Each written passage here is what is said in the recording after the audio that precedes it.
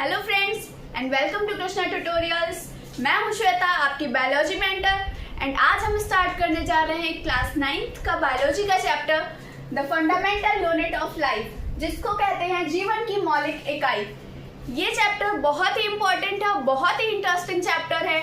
ये हमारा base clear कर सकता है। सो अगर आपने इस चैप्टर को अच्छे से समझ लिया तो आपको बायोलॉजी बहुत अच्छे से समझ में आ जाएगी। तो चलिए स्टार्ट करते हैं। तो सबसे पहले क्वेश्चन आता है कि चैप्टर का नाम तो है ना फंडामेंटल यूनिट ऑफ लाइफ, लेकिन इसका मतलब क्या है, ये आखिर होता क्या है? तो इसका आंसर है the fundamental unit of life होती है सेल, जिसको बोलते हैं कोशिका। अब क्वेश्चन आता है आखिर कोशिका क्या होती है, इसको भी तो समझना है। तो इसको हम समझते हैं एक एग्जांपल के जरिए, बिल्डिंग का एग्जांपल।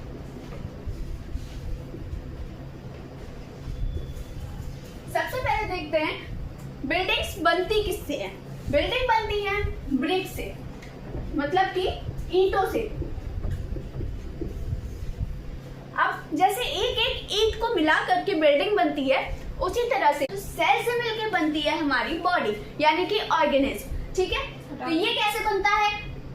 बहुत सारी सेल्स के ग्रुप को हम कहते हैं टिश्यू, यानी कि ऊतक। बहुत सारी सेल्स आपस में मिलकर के बनाती हैं टिश्यू, ऊतक। ठीक है, और बहुत सारी टिश्यूज आपस में मिलकर के बनाते हैं ऑर्गन, यानी कि अंग। अब ऑर्गन क्या होता है? जैसे कि हार्ट हो गया, लंग्स हो गया, ब्रेन हो गया, ये सारे ऑर्गन्स हैं। ठीक है, तो बहुत सारी सेल्स ने मिलकर के बनाया टिश्यू, बहुत सारे टिश्यूज ने मिलकर के बनाया ऑर्गन, तो बहुत सारे ऑर्गन्स मिलकर के बनाएंगे ऑर्गन सिस्टम।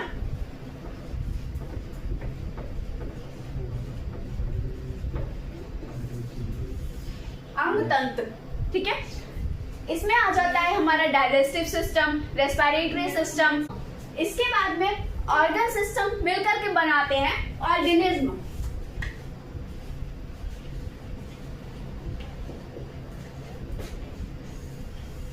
यानी कि हम, ठीक है, तो बहुत सारी सेल्स ने मिलकर के बनाया टिश्यू, एंड बहुत सारे टिश्यूज ने मिलकर बनाया ऑर्गन, एंड बहुत सारे ऑर्गन्स ने मिलकर बनाया ऑर्गन सिस्टम, बहुत सारे ऑर्गन सिस्टम्स ने मिलकर बनाया ऑर्गेनिज्म। जैसे कि हमारी पूरी बॉडी है, अब हमारी पूरी बॉडी में पूरा फंक्शन हो रहा है, तो ये सब किसकी वजह से हो रहा है? सेल की वजह से हो रहा है। ठीक है, तो यहाँ से हमें पता चला कि सेल से बनता है tissue, organ, then organ system, and then organism. So cell की वजह से ही हमारी पूरी बॉडी बनी है। मतलब कि हमारी बॉडी में जो भी फंक्शंस हो रहे हैं, जो भी रिएक्शंस हो रही हैं, वो सब कुछ सेल की वजह से हो रही है। अगर सेल नहीं होगी तो हमारी बॉडी नहीं होगी, बॉडी नहीं होगी तो फंक्शंस नहीं होंगे। इसीलिए सेल बहुत इंपॉर्टेंट है। तो चलो आगे स्टार्ट करते हैं। तो अब हमने सेल के बारे में थोड़ा बहुत तो जान लिया है कि आखिर सेल है क्या, लेकिन अगर एग्जाम में आ जाता है कि आखिर सेल होता क्या है, कोशिका क्या होती है, तो हम क्या लिखेंगे? ऐसे तो हम नहीं बता सकते, डायरेक्टली हमें डेफिनेशन बतानी होगी। डेफिनेशन के जरिए अगर हमें पूछा जाएगा तो हम क्या बताएंगे? What is cell? Cell is a structural and functional unit of life। तो सेल क्या होता है? Cell is a structural and functional unit of life. अब बहुत सारे बच्चे ऐसे होंगे, कहेंगे दीदी स्ट्रक्चरल क्या होता है, फंक्शनल क्या होता है? तो उनको लिए भी हम बता देते हैं। स्ट्रक्चरल होता है संरचनात्मक,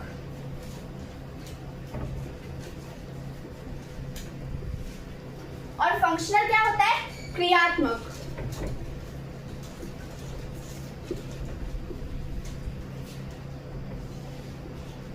तो सेल हमारी लाइफ की एक संरचनात्मक यानी कि स्ट्रक्चरल एंड क्रियात्मक यानी कि फंक्शनल यूनिट होती है। अब पूछते हैं कि लाइफ क्या होता है? लाइफ क्या होता है? लाइफ होता है एक लिविंग ऑर्गेनिज्म। हम यही समझ सकते हैं कि लाइफ होता है लिविंग ऑर्गेनिज्म। अब लिविंग ऑर्गेनिज्म क्या होता है? लिविंग ऑर्गेनिज्म यानी कि जो लोग जीवित हैं, ऐसे ऑर्गेनिज्म जो सांस ले सकते हैं, चल सकते हैं, खा पी सकते हैं, वो होते हैं लिविंग। ठीक है, तो अब हम स्टार्ट करते हैं डिस्कवरी ऑफ सेल। ये जिसको नोट करना है नोट कर लो, एंड देन हम स्टार्ट करते हैं डिस्कवरी ऑफ सेल। तो नेक्स्ट आता है डिस्कवरी ऑफ सेल यानी कोशिका की खोज। अब हमें जानना है कि आखिर कोशिका की खोज किसने की थी। तो सबसे पहले कोशिका की खोज की थी 1665 में रॉबर्ट हुक ने।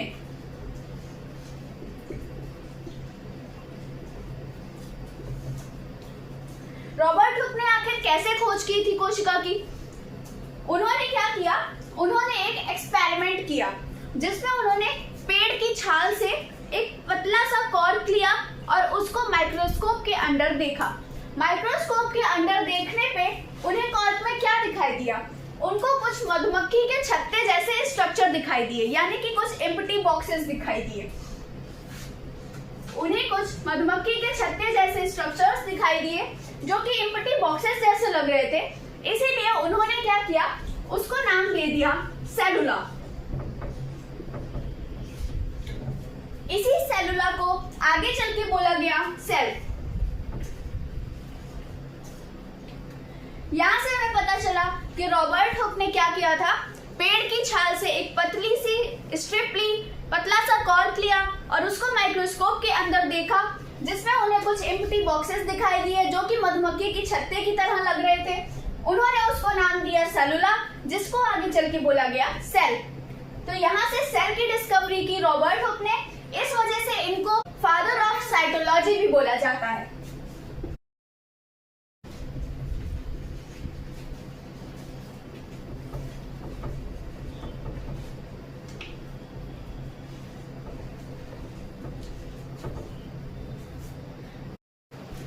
अब कुछ बच्चे बोलेंगे कि आखिर दीदी ये साइटोलॉजी क्या होता है? तो साइटोलॉजी के अंदर हम सेल की स्टडी करते हैं, इसीलिए इसका नाम साइटोलॉजी रखा गया है। ठीक है, यहाँ पर से हमें पता चला कि रॉबर्ट हुक ने माइक्रोस्कोप में पेड़ की छाल को देखा और उसमें उन्हें कुछ एम्प्टी बॉक्सेस जो कि मधुमक्खी के छत्ते की तरह दिखाई दिए, उसको उन्होंने नाम दिया सेलुला। सेलुला को ही आगे चल के सेल बोला गया। लेकिन यहाँ पे एक बहुत ही इंटरेस्टिंग बात आती है कि आखिर इन्होंने सेल की डिस्कवरी तो सबसे पहले की, लेकिन अगर एग्जाम में क्वेश्चन आ गया कि लिविंग सेल की डिस्कवरी किसने की थी, तो हम इनका नाम नहीं लिख सकते, क्योंकि इन्होंने जो सबसे पहले सेल की डिस्कवरी की थी वो एक डेड सेल थी। कौन सी सेल थी? Dead cell. तो यहां से हमें पता चला कि रॉबर्ट हुक ने सबसे पहले डेड सेल की डिस्कवरी की थी। ठीक है, लेकिन अगर एग्जाम में क्वेश्चन ये आता है कि सबसे पहले सेल की डिस्कवरी किसने की थी, तो हम रॉबर्ट हुक का नाम ही लिखेंगे, क्योंकि वहां पे डेड या फिर लिविंग मेंशन नहीं है। ठीक है, चलो अब इसके आगे देखते हैं। अब नेक्स्ट आता है कि लिविंग सेल की डिस्कवरी आखिर किसने की, तो वो भी हम देख लेते हैं। 1674 में एंटोनी वॉन ल्यूवेनहुक,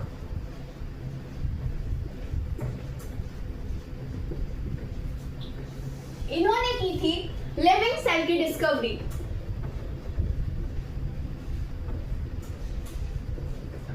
अब लिविंग सेल की डिस्कवरी किस तरह से इन्होंने की? तो इन्होंने क्या किया था, तालाब के पानी को माइक्रोस्कोप में जब देखा तो इन्हें कुछ लिविंग सेल्स दिखाई दिए जो कि स्वतंत्र रूप से जीवित थे। इन्होंने सबसे पहले बैक्टीरिया की खोज की थी। किसकी खोज की थी? बैक्टीरिया की। इसको हिंदी में कहते हैं जीवाणु। तो यहां से हमें पता चला कि लिविंग सेल की डिस्कवरी एंटोनी वॉन ल्यूवेनहुक ने की थी, जिसमें उन्होंने सबसे पहले बैक्टीरिया को डिस्कवर किया था। उन्होंने क्या किया था, तालाब के पानी को उन्होंने माइक्रोस्कोप में देखा एंड उसके बाद में उन्हें उसमें कुछ स्वतंत्र रूप से जीवित प्राणी दिखे, जिसको उन्होंने लिविंग सेल का नाम दे दिया। ओके, तो इसके बाद में एक और साइंटिस्ट का नाम आता है रॉबर्ट ब्राउन। अब उन्होंने क्या किया था तो उनका भी देख लेते हैं। 1831 में रॉबर्ट ब्राउन ने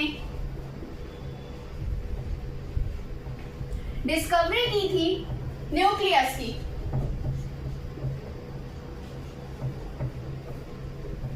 न्यूक्लियस क्या होता है? केंद्रक।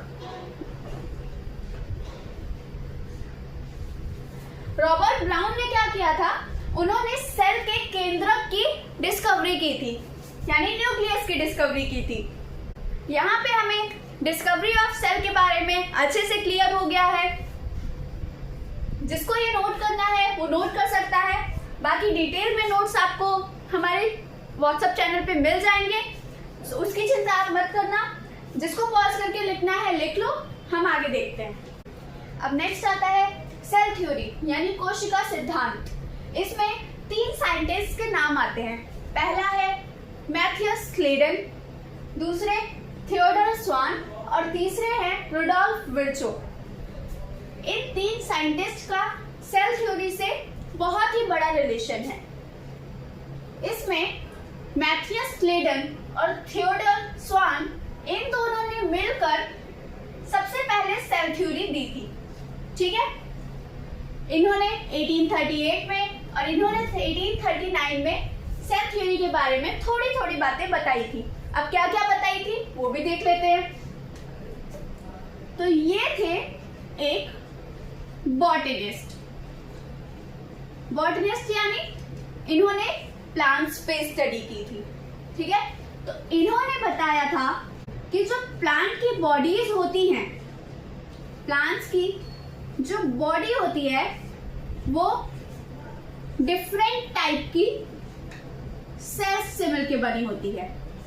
डिफरेंट टाइप की सेल्स से मिलकर बनी होती है और वही डिफरेंट टाइप की सेल्स मिलकर के बनाती हैं टिश्यू, जो कि अभी हमने पढ़ा ही था, है ना।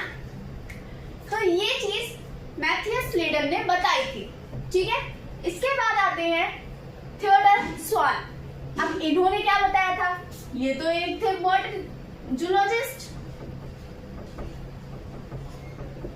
यानी कि ये तो एनिमल्स पे स्टडी करते थे। तो इन्होंने क्या बताया, इन्होंने बताया कि एनिमल्स में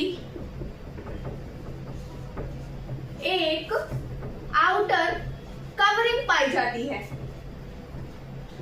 मतलब एक बाहरी आवरण पाया जाता है। अब वो बाहरी आवरण कैसा था, ये था थिन, यानी बहुत ही पतला था। ठीक है, इसको बोलते थे प्लाज्मा मेम्ब्रेन, जिसको हम हिंदी में प्लाज्मा झिल्ली भी बोलते हैं। ठीक है, इन्होंने ये चीज बताई एनिमल्स के बारे में। ठीक है, अब क्या हुआ, अब स्वान ने सोचा कि हमने एनिमल्स के बारे में तो बता दिया, लेकिन अपनी ज्यादा वैल्यू बढ़ाने के लिए इन्होंने क्या किया, इन्होंने कहा मैं प्लांट्स के बारे में भी कुछ ना कुछ तो जरूर बताऊंगा। इन्होंने स्टार्ट की प्लांट्स पे स्टडी। तो इन्होंने देखा कि प्लांट्स में एक अलग ही तरह की आउटर कवरिंग पाई जा रही है, यानी कि प्लाज्मा मेम्ब्रेन के बाहर भी एक कवर पाया जा रहा है, जिसको इन्होंने बोला सेल वॉल। ये हो गया प्लांट्स का एक unique character.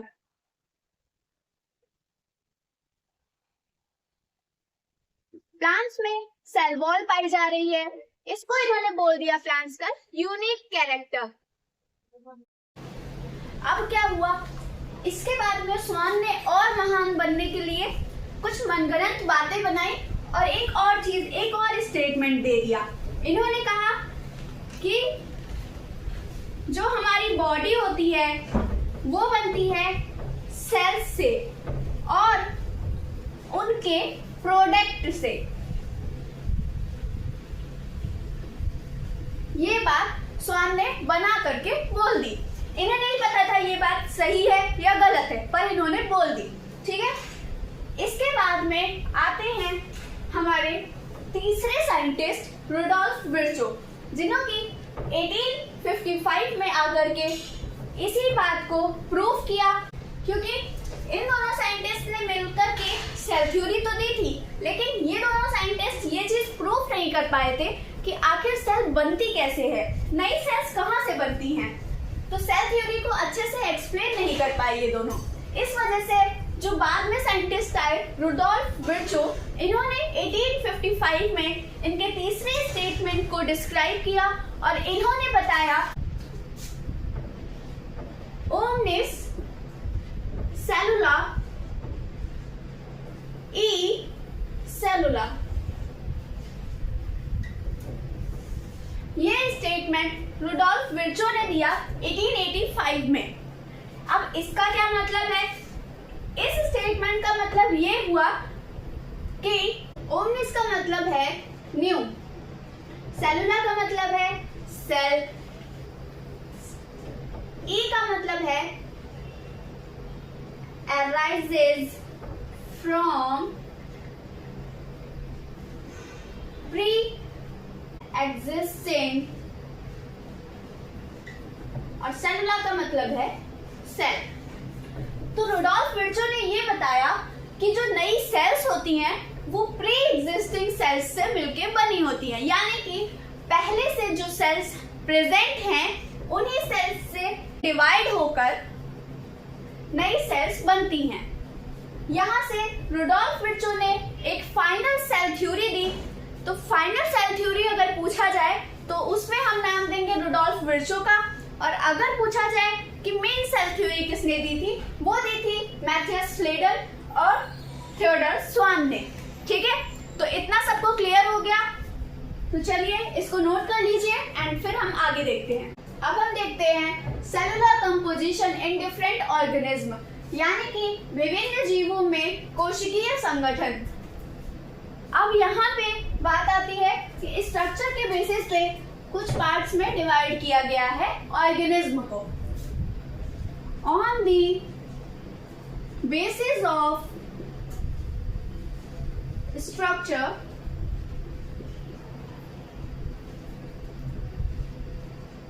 organisms are divided into, यहाँ पे दो पार्ट्स आते हैं। पहला है यूनिसेलुलर, यानी कि एक कोशिकीय।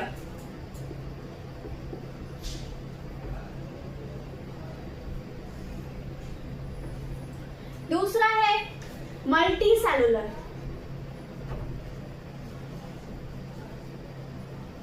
यानी बहुकोशिकीय।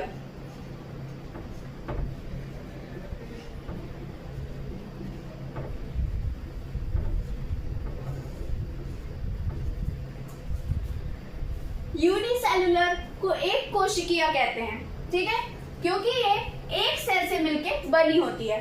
ठीक है, मल्टी सेलुलर को बहुकोशिकीय कहते हैं क्योंकि यहाँ पे बहुत सारी सेल्स के ग्रुप से ये ऑर्गेनिज्म बना होता है। ठीक है, अब एग्जाम में आता है इसमें डिफरेंस, तो हम चलो वो भी देख लेते हैं। यूनिसेलुलर ऑर्गेनिज्म में सिंगल सेल होती है, वहीं पे मल्टी सेलुलर में मल्टीपल ऑफ सेल्स होती हैं।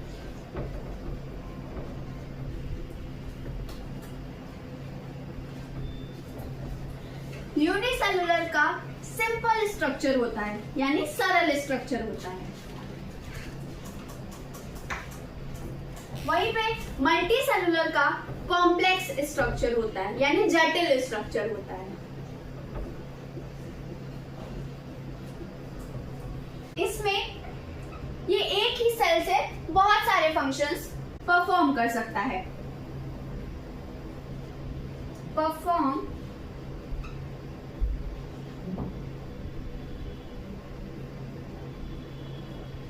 all functions within one cell। But वही अगर मल्टी सेलुलर को देखें तो cells specialized for different function. Unicellular में उनकी एक ही सेल बहुत सारे फंक्शंस, जितने भी वो फंक्शंस करते हैं सारे ही फंक्शंस परफॉर्म कर सकती है। लेकिन मल्टी सेलुलर में हर एक सेल के पास अलग अलग डिफरेंट फंक्शन होता है जो कि वो परफॉर्म करती है। जैसे कि हमारी बॉडी है, हम मल्टी सेलुलर हैं, ठीक है, तो हमारी बॉडी में अलग अलग सेल अलग अलग फंक्शन परफॉर्म कर रही है। जैसे कि हमारा रेस्पिरेटरी सिस्टम है, उनकी सेल्स अलग हैं, वो रेस्पिरेशन का काम करती है। डाइजेस्टिव सिस्टम है, उनकी सेल्स अलग हैं, वो डाइजेशन का काम करते हैं। तो इसी तरह से अलग अलग फंक्शन अलग अलग सेल परफॉर्म करता है, ठीक है। अब हम इसके कुछ एग्जांपल्स देख लेते हैं। जैसे कि यूनिसेलुलर का एग्जांपल हो गया बैक्टीरिया, ईस्ट,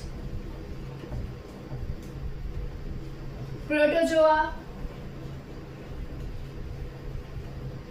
एक्सेट्रा। वहीं पे मल्टी सेलुलर का अगर एग्जांपल देखें, यहाँ पे प्लांट्स आ जाते हैं, एनिमल्स आ जाते हैं, ह्यूमन बीइंग्स आ जाते हैं,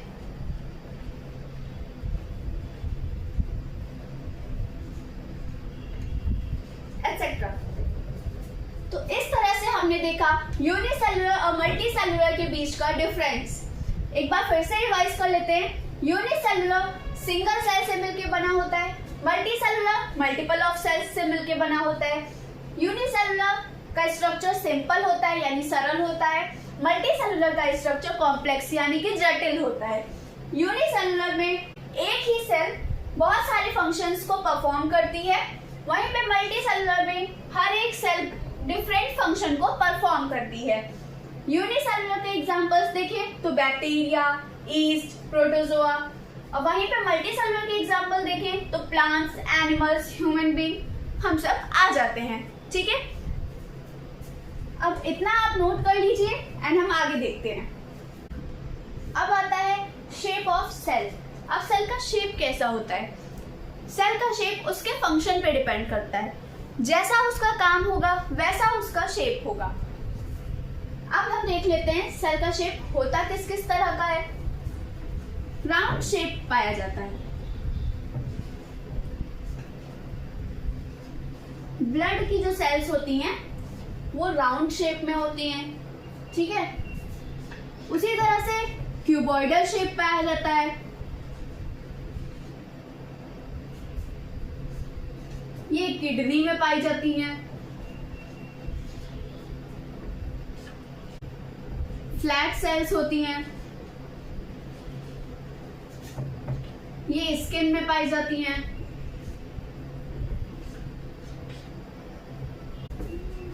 रॉड शेप होती हैं।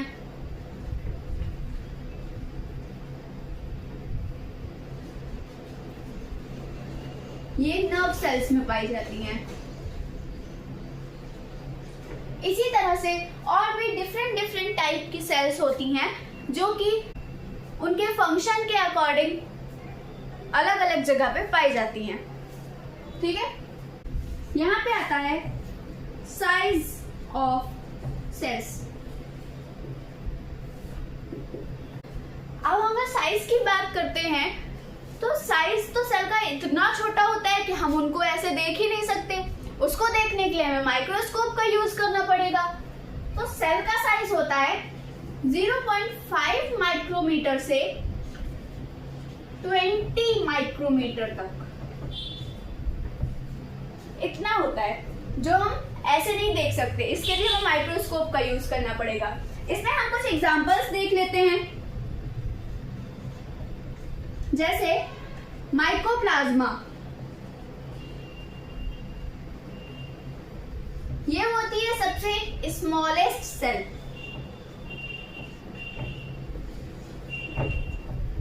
इसका साइज होता है 0.1 से 0.3 माइक्रोमीटर। वहीं पे अगर हम दूसरा एग्जांपल लें, ऑस्ट्रिच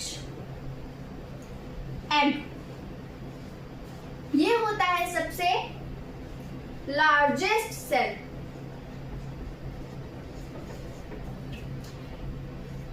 इसका साइज होता है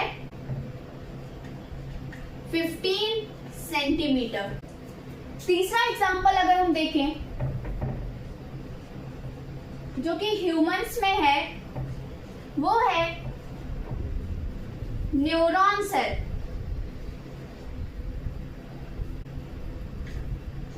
जो कि सबसे लॉन्गेस्ट सेल होती है, लॉन्गेस्ट यानी कि सबसे लंबी सेल। ये होती है 90 सेंटीमीटर से लेकर के 1 मीटर तक। यहाँ पे हम देखते हैं ऐसे माइकोप्लाज्मा, ये सबसे छोटी सेल है, इसका साइज है 0.1 से 0.3 माइक्रोमीटर। ऑस्ट्रिच एग, शुतुरमुर्ग का अंडा, ये सबसे लार्जेस्ट सेल होती है, सबसे बड़ी सेल होती है, इसका साइज है 15 सेंटीमीटर। वहीं पे ह्यूमंस में अगर देखें तो न्यूरॉन सेल होती है, यानी तंत्रिका कोशिका, ये सबसे ही लंबी सेल होती है, इसका साइज होता है 90 सेंटीमीटर से लेकर 1 मीटर तक। तो ये हम लोगों ने शेप और साइज के बारे में देख लिया। अब हम देखेंगे इसके फंक्शन के बारे में।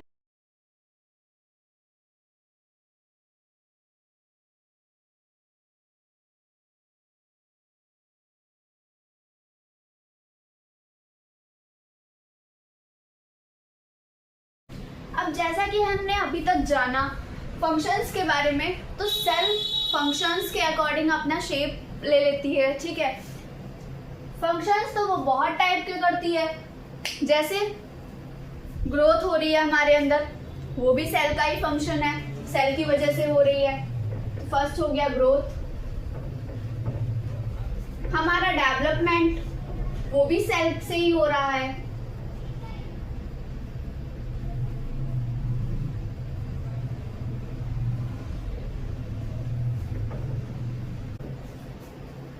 और अगर हमें कहीं चोट लग जाती है, जैसे मान लो हमारे हाथ में चोट लग गई, लेकिन कुछ दिन बाद वो सही हो जाती है, वो कैसे हो रही है?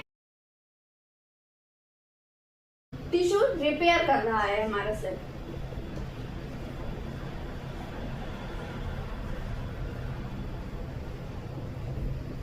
टिश्यू रिपेयर करने का भी काम करती है सेल्स। और भी बहुत सारे फंक्शंस होते हैं, डिटेल में इसके बारे में आपको नोट्स में मिल जाएगा, ठीक है। और जब हम बीमार पड़ते हैं तो डिजीज से बचने के लिए भी हमारी सेल्स ही काम करती हैं, जो कि हमें डिजीज से भी बचाती रहती हैं, ठीक है। तो ये हो गए सेल के फंक्शंस। सो इतना आप लोग नोट कर लीजिए। तो यहीं पे हमारी आज की क्लास फिनिश होती है। नेक्स्ट पार्ट आपको हमारे यूट्यूब चैनल पे मिल जाएगा। ये हमारा व्हाट्सएप चैनल है, नोट्स के लिए आप इससे जुड़ सकते हैं। यहाँ पे आपको नोट्स वगैरह भी मिल जाएंगे एंड साथ ही साथ में आने वाली वीडियोस की अपडेट्स भी मिल जाएंगी। हमारे इंस्टाग्राम चैनल को भी आप चेकआउट कर सकते हैं। So thank you for watching and comment करके जरूर बताना वीडियो कैसी लगी, और अगर कोई दिक्कत होती है तो वो भी आप कमेंट में जरूर बताइएगा। लाइक शेयर सब्सक्राइब करो। Thank you so much.